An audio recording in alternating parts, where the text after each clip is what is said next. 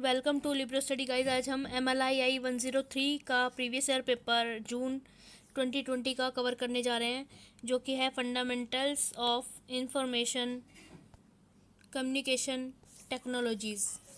3 hours का paper होगा, 100 marks का होगा और ऑल क्वेश्चंस आपको अटेम्प्ट करने हैं।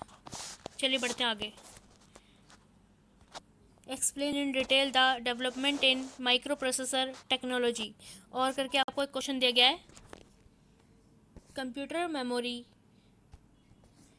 exhibits perhaps the widest range of type technology, organization, performance and cost of any feature of a computer system. Elaborate and explain. Second question की तरफ बढ़ते हैं। Differentiate the 4 types of communication system from the point of view of communication type, energy and media use. Discuss optical and satellite communication. और करके आपको question दिया गया है, what is convergence, state it's objective, discuss any two of its applications.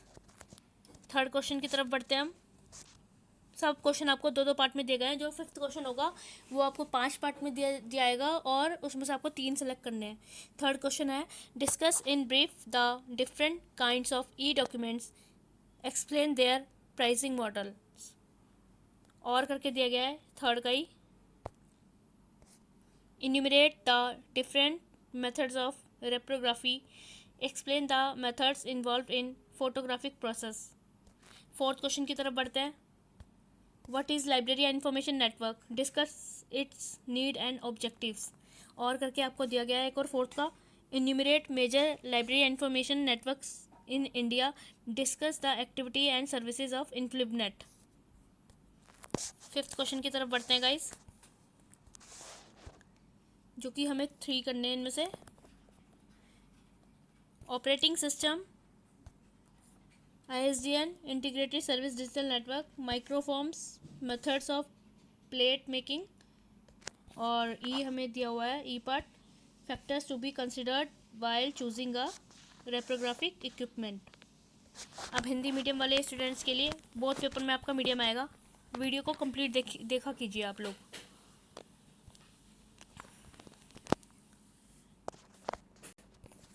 Question number 1, micro processor प्रौद्योगिकी के क्षेत्र में हुए विकास के विस्तार से व्याख्या कीजिए।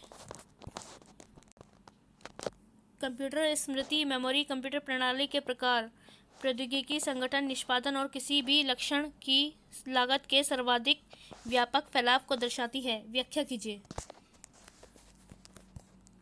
संचार प्रकार, ऊर्जा प्रयुक्त माध्यम की दृष्टि से संचार प्रणालियों के 4 प्रकारों की चर्चा की गई है।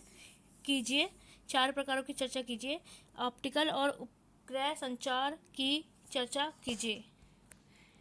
और करके दिया गया है कोई क्वेश्चन अथवा करके, अभिसारिता क्या है, इसके उद्देश्य का उल्लेख कीजिए। इसके किन्हीं 2 अनुप्रयोगों की चर्चा कीजिए। थर्ड क्वेश्चन दिया गया है, ई प्रलेखों के विभिन्न प्रकारों की संक्षेप में चर्चा कीजिए। उनके कीमत निर्धारण मॉडलों की व्याख्या कीजिए।